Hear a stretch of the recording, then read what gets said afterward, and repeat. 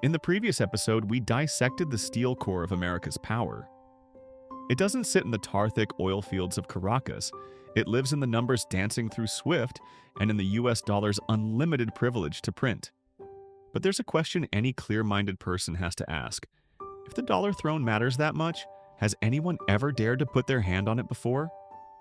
And what happened to them? Today, we won't talk about the present.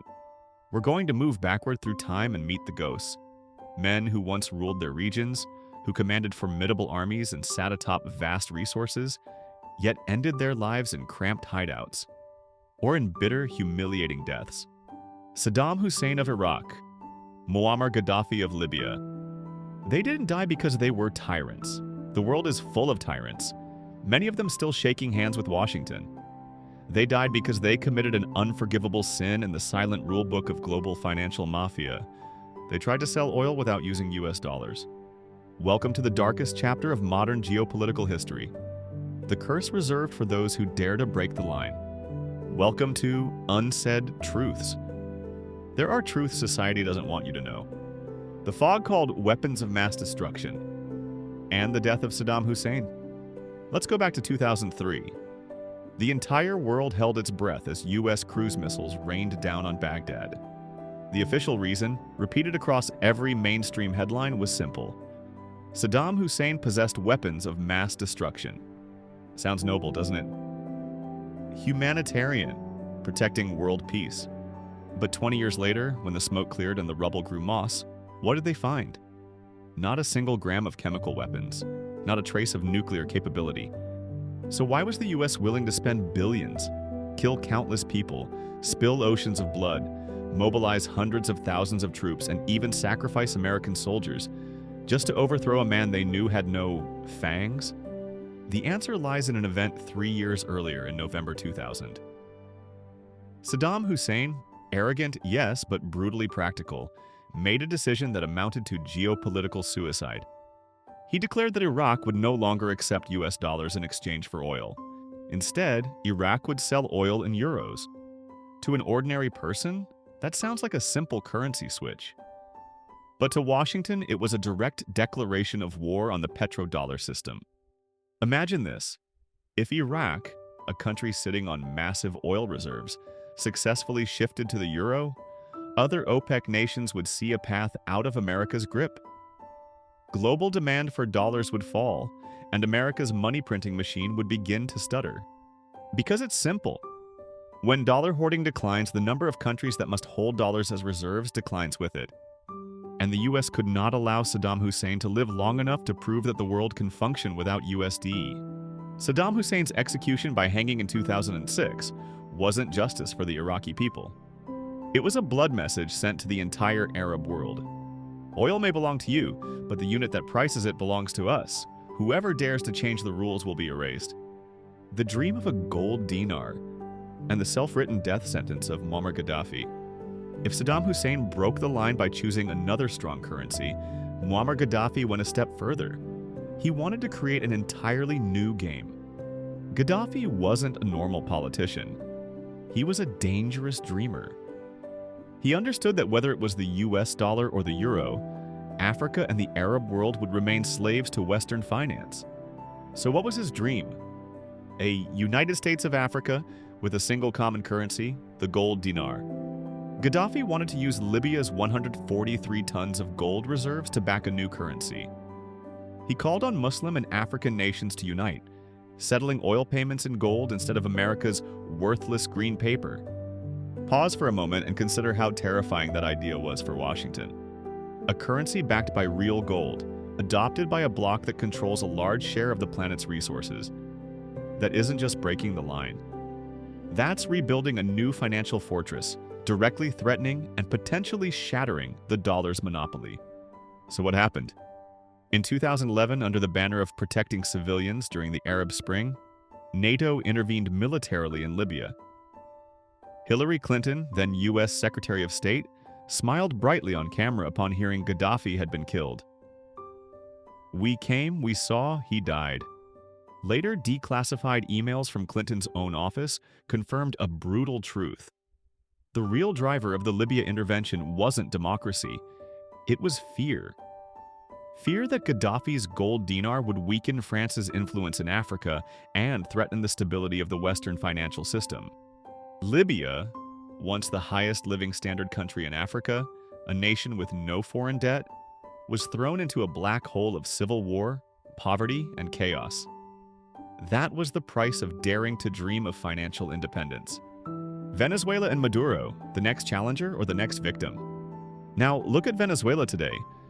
When you see Nicolas Maduro indicted by the United States as a drug trafficker, when you see Washington putting a $50 million bounty on his head, wake up for a second. Does the US truly care about drug cultivation? If it truly did, why are its allies across Latin America, where massive trafficking corridors feed straight into the United States, still receiving steady streams of military aid? Venezuela committed the same crime, in quotes, as Saddam Hussein and Muammar Gaddafi.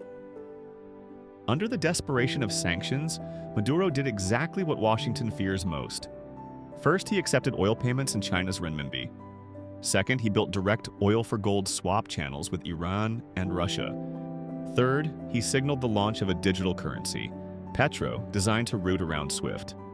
Maduro is trying to prove to the world that America's operating system can be hacked.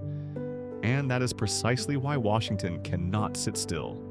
The US can't turn Venezuela into a second Libya through a direct military invasion, because the global context has changed. Instead, it has used a kind of financial bioweapon to choke the country from within. The attempt to capture Maduro and his wife, the freezing of his overseas assets, the recognition of an interim government. These are all steps in a campaign with a name: the rebel's journey. Mafia logic. Why does the strong never forgive? Why must the US be this ruthless? Why can't it let small countries like Venezuela or Libya decide their own financial destiny? The answer lies in the nature of belief. The USD system is not backed by gold. It is backed by faith. Faith that the dollar is the only thing you can use to buy energy.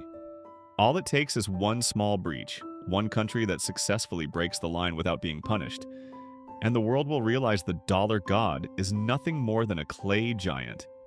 Imagine if Saddam Hussein had succeeded with the euro, if Gaddafi had succeeded with the gold dinar, if Maduro succeeded with the renminbi or petro.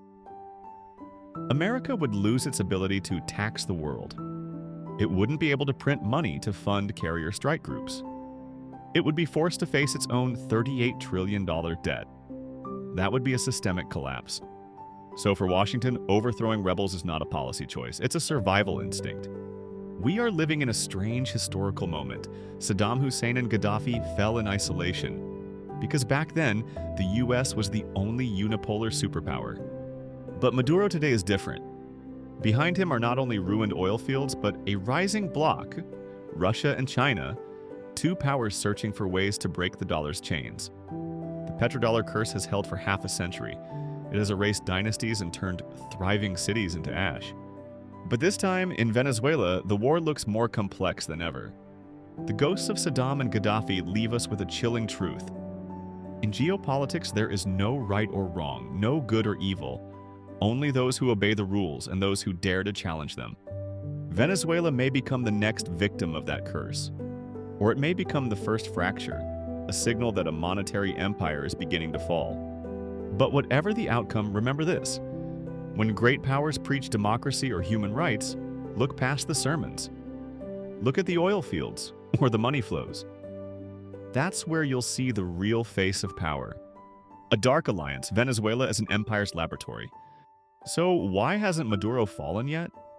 The answer isn't Venezuela's military strength. The answer is that on this chessboard, Maduro isn't playing alone. Behind him stands the shadow of two giants hungry to overturn America's unipolar order, Russia and China.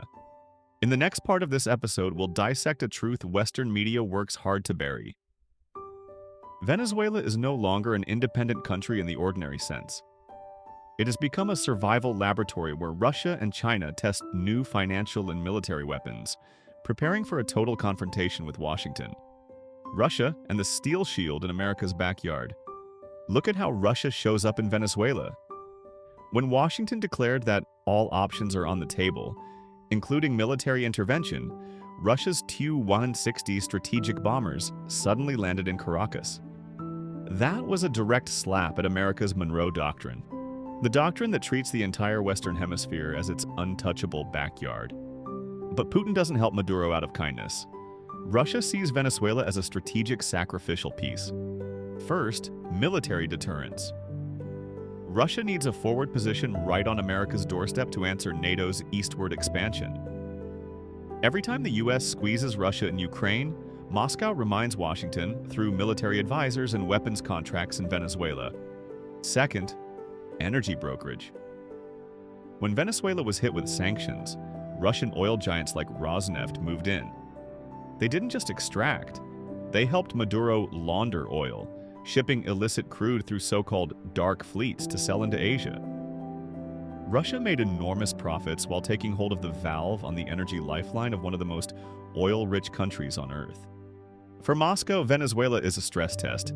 How do you keep an allied regime alive under maximum US pressure without firing a shot? And so far, that test has produced results that look surprisingly viable. China and the pickpocket strategy, building an empire with debt. If Russia is the military shield, China is the financial bloodstream. While the US wields the stick, sanctions, China offers the carrot, cash. Over the past decade, Beijing has poured more than $60 billion into Venezuela. This is not no-strings aid. It's a meticulously engineered debt trap diplomacy. Venezuela repays in crude oil, which means even if Maduro is cut off from dollars, he can still swap oil for goods, essentials, and even social control technology from China. But more important than money itself, China is using Venezuela as a laboratory for a post-dollar financial system. Beijing encourages Maduro to settle trade in renminbi.